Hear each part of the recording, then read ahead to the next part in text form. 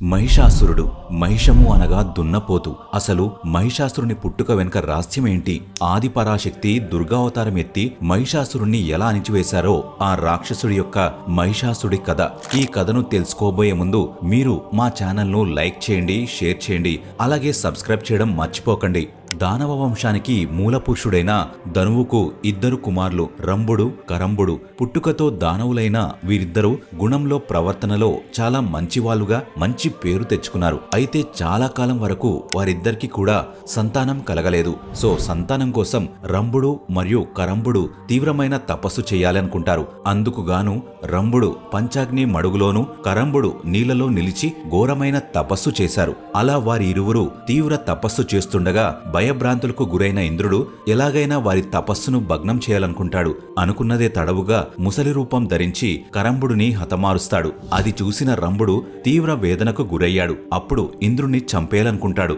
కాని దీక్షితుడు క్రోధుడు కాకూడదనే ధర్మానికి కట్టుబడి శాంతిస్తాడు. తిరిగి తన తపస్సును తీవ్రంగా అనుసరిస్తారు. కొన్నాళ్లకు రంభుడికి అగ్నిదేవుడు ప్రత్యక్షమై వరం అనుగ్రహించాడు. అప్పుడు రంభుడు, అగ్నిదేవ, ముల్లోకాలను జయించగల పుత్రుణ్ణి ప్రసాదించడని వరం కోరుకున్నాడు. అగ్నిదేవుడు తదాస్తు అని వరమిచ్చాడు. అలాగే మరో మాట కూడా చెప్పాడు. రంభుడా, ఏ రూపాన్ని చూసి నీ మనసు చలిస్తుందో ఆమె గర్భంలో నీవు కోరుకున్న వీరుడు నీకు కుమారుడుగా జన్మిస్తాడని చెప్పి అంతర్ధానమయ్యాడు. రాంబాసుడు తన ఇంటికి తిరిగి వస్తూ మార్గమధ్యలో యక్షవిహార భూమి అయిన ఒక అందమైన ప్రదేశాన్ని చూశాడు. అప్పుడు అతనుకు అక్కడ ఒక మహిషి అనగా గేదె అతనికి కనబడింది. నిగనిగలాడే ఆ మహిషి రూపాన్ని చూసి రంభుడు ముగ్ధుడయ్యాడు. దైవ సంకల్పం వల్ల ఆ మహిషి గర్భాన్ని ధరించింది. గర్భవతి అయిన మహిషిని వెంటబెట్టుకుని రంభుడు పాతాళ లోకంలో వ్యవహరింపసాగాడు. అక్కడ ఒక మహిషి ఈ మహిషి వెంటపడింది. అప్పుడు రంభుడు ఆ మహిషితో పోరాడి ప్రాణాలు కోల్పోయాడు. తన ప్రాణనాథుని పార్థివ దేహం అగ్నిజ్వాలలో ఆహుతైపోతుంటే చూసి తట్టుకోలేక ఆ రాజమహిషి పరుగు పరుగున వచ్చి రగులుతున్న చితిలోకి దూకి సాగమనం చేసింది. ఆ ప్రాంతంలో యక్షులు ఆశ్చర్యంతో నిశ్చేష్టులై చూస్తుండగా ఆ చితిమంటల నుంచి మహిషాసురుడు ఆవిర్భవించాడు. ఇలా రూపుదాల్చిన మహిషాసురుడు సుదీర్ఘకాలం తీవ్రమైన తపస్సు చేసి పురుషుల వల్ల తనకు మరణం లేకుండా వరం పొందాడు. అలా వరం బలగర్వితుడై ముల్లోకాలను జయించాలని బయలుదేరాడు. అలా అతడు తన వరం బలంతో సేన మరియు సేనాధిపతుల సహాయంతో అన్ని లోకాలను జయించాడు. ఇక స్వర్గాన్ని జయించాలని సంకల్పించి మహాబలుడును దూతగా స్వర్గాధిపతి అయిన ఇంద్రుని వద్దకు పంపించాడు. అక్కడ ఇంద్రుని వద్ద మహాబలుడు భూలోకంపై విజయం సాధించిన తమ ప్రభువు స్వర్గాన్ని జయించడానికి వస్తున్నాడని చెప్పాడు. అలాగే దేవేంద్ర, స్వర్గాన్ని విడిచి ఎక్కడికైనా వెళ్ళిపో, లేదా మహాప్రభువైన మహిషాసురుని శరణు పొందు. ఈ రెండూ కాదంటావా? యుద్ధానికి సిద్ధంగా ఉండు అని హెచ్చరించాడు. మహాబలుడు మాట తీరు చూసి మహేంద్రుడు తీవ్ర కోపంతో, నీవు దూతగా వచ్చావు కాబట్టి నిన్ను శిక్షించను, కనుక బ్రతికిపోయావు. నీ ప్రభువైన మహిషాసురుడు గడ్డిని తినే ఒక జంతువు కదా, అతనికి ఇంత అహంకారం సహజమే. కాకపోతే మాకు కోపం కలిగితే అతని కొమ్ములు విరుస్తాం. అందువల్ల అతన్ని బుద్ధి కలిగి ప్రవర్తించమని చెప్పు. ఇదే నా హెచ్చరిక అని తీవ్ర స్వరంతో హెచ్చరించాడు.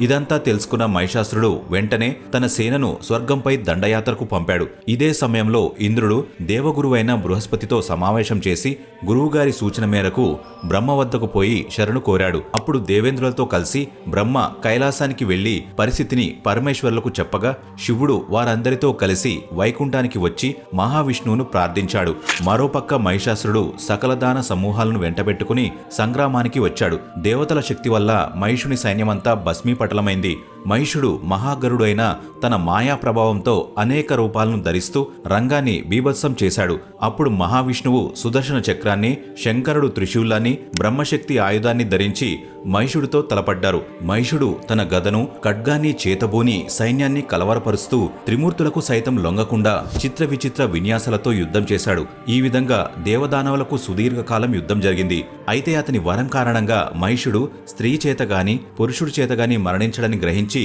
యుద్ధంను ఆపేశారు. ఇక మహిషుడు విజృంభించి ఇంద్రుని తరిమివేసి దేవతల నగరాన్ని ఆక్రమించి స్వర్గభోగాలను అనుభవిస్తూ దేవతలకు నిలువు నీడలేని పరిస్థితిని కల్పించాడు. అప్పుడు త్రిమూర్తులు, దేవతలు సమావేశమై తమ తమ అంశాల నుండి ఒక తేజో విశేషాన్ని ధ్యాన రూపంలో వెలువరించారు. ఆ తేజో రాశి శక్తివంతమైన పరాశక్తి రూపంలో దర్శనమిచ్చింది. రాక్షస సంహారం కోసం గగనంలో వెలుగుతున్న ఆ పరాశక్తిని చూసి దేవతలందరూ శిరస్సు వంచి చేతులు జోడించి పరిపరి విధాలా ప్రార్థించారు. ఆదిశక్తికి సహస్ర చక్రాన్ని విష్ణువు, త్రిశూలాన్ని శివుడు, శంఖాన్ని వరుణుడు, శక్తిని అగ్ని, ధనస్సు వాయుదేవుడు, వజ్రాయుధాన్ని ఇంద్రుడు, దండాన్ని యముడు ఇచ్చారు. ఈ విషయమంతా మహిషుడికి దూత వల్ల తెలిసింది. ఆకాశంలో కనిపించిన ఆమె సౌందర్యాన్ని గురించి దూతల వల్ల విన్న మహిషుడు భయభ్రాంతికి గురయ్యాడు. వెంటనే మహిషుడు తన దూతలతో ఆమె దగ్గరకు వెళ్లి అతను ఆమెను వివాహం చేసుకోవడానికి అలాగే భార్యగా స్వీకరించడానికి సిద్ధపడినట్లు తెలుపమన్నాడు. ఇదే విషయాన్ని ఆ దూతలు పరాశక్తి వద్ద తెలిపారు. అది విన్న పరాశక్తి పక్కున నవ్వింది. అలాగే పోయి నీ ప్రభువైన మహిషాసురుడికి బ్రతుకు మీద తీపి ఉంటే పాతాళానికి పోయి సుఖంగా ఉండమని చెప్పండి, లేకపోతే యుద్ధానికి సిద్ధమవ్వమని చెప్పండి. నా చేతిలో నీ ప్రభు ప్రాణాలు వదలడం తథ్యం అని పరాశక్తి పలికింది. తిరిగి ఇదే విషయాన్ని మహిషాసురుడి వద్ద తెలిపిన దూతలు ఇక లాభం లేదని భావించి ఒకరోజు విరూపాక్షుడు, దుర్ధరుడు అనే ఇద్దరి దూతలను పిలిపించి ఆమె వద్దకు వెళ్లి తన వైభవాన్ని, పరాక్రమాన్ని ఆమెకు వివరించడని చెప్పాడు. మరియు నిష్కారణంగా ఆమె జీవితాన్ని నాశనం చేసుకోవద్దని తెలుపమన్నాడు. మీ ప్రభువునైన నేను స్వర్గం మరియు పాతాళ లోకాలకు అధిపతినని ఆమెకు తెలియచెప్పండి అని తెలిపాడు. ఆమె గనుక నా భార్య అయితే అన్ని లోకాలను పాలించవచ్చని చెప్పండి. అలా దూతలను పురమాయించాడు. ఇదే విషయాన్ని పరాశక్తి వద్ద తెలిపారు. ఇక ఆమె భయంకరమైన కోపంతో మీ ప్రభువు కోరుకున్న వరం వల్ల అతడికి స్త్రీ చేతిలో మరణం తథ్యం. గర్వంతో విర్రవీగే మీ రాజాకు మరణకాలం సమీపించింది.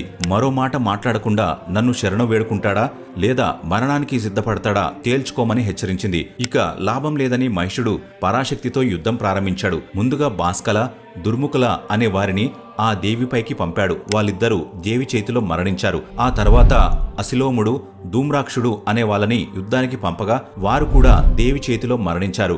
విధిలేక చివరకు ఆ మహిషుడు సుందరం మానవ రూపం ధరించి సర్వాలంకర శోభితుడై దివ్యక్షేత్రాలతో ప్రకాశిస్తూ సహస్ర సేవా సమేతుడై దేవి సన్నిధికి వచ్చాడు. మహాబలశాలి అయిన నేను నీతో యుద్ధం చేయడం సముచితంగా కనిపించడం లేదు. నాతో వైరం మాని నన్ను అనుసరించు అని దేవిని కోరాడు. ఆ దేవి కోపంతో కన్నెర్ర చేసి ఉగ్రదృష్టితో మహిషుడిపై శస్త్రాలు ప్రయోగించసాగింది. అలాగే మహిషుడు కూడా భిన్న భిన్న రూపాలు ధరించి మాయావేషుడై చిత్ర విచిత్ర విన్యాసాలతో యుద్ధం చేయసాగాడు. ఆ పరాశక్తి తన శక్తివంతమైన చూపులతో ఆ మహిషుడి మాయను అంతం చేసింది. వెంటనే ఆమె యొక్క త్రిశూలంతో మహిషాసురుడిని అంతం చేసింది. దాంతో అతను ప్రాణాలు విడిచాడు. అతనితో పాటు అతని అనుచరులు కూడా మరణించారని మహిషాసుర సంహారం తెలిసి ఇంద్రాది దేవతలు ఎంతో సంతోషించారు. సో ఇది ఇవాల్టి వీడియో. మీకు ఈ వీడియో నచ్చితే లైక్ చేయండి మరియు మా ఛానల్ని సబ్స్క్రైబ్ చేసుకోండి. ముఖ్యంగా ఈ వీడియోని మీ ఫ్రెండ్స్ అండ్ ఫ్యామిలీ మెంబర్స్కి షేర్ చేయండి. Thank you for watching. జై హింద్.